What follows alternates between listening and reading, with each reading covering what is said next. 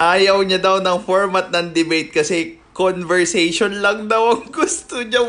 Diyos mio, Marimar. Whew. Ang daming excuse, ang daming paligoy-ligoy. Siya na nagsabi, debate yung nandun sa comment na sinabi niya. Tingnan niyo, buti na lang talaga. Sa public kami nag-uusap kasi may resibo. Kasi pag comment, personal message yan, pwede niyang i-deny eh. Na ito yung sinabi ko, ito yung ganito, ganyan.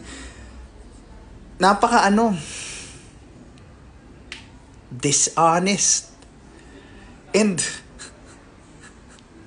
people will see his dishonesty kasi nga may resibo. Tapos sabi niya ayaw niya daw ng mahabang oras kayong kausap. Tapos gusto mo pa 20 kausapin mo? Hindi mo pala kayang kumausap ng matagal? Anong klaseng pag-iisip yan? Yung debate mo ba ganito? Panalo ko, next? Panalo ko, next? Ganon ba yung naiisip niyang debate?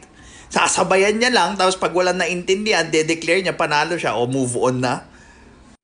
Magaling ka lang sa echo chamber mo eh, kasi lahat ng tao doon, na-filter mo. Kampi lahat sa'yo.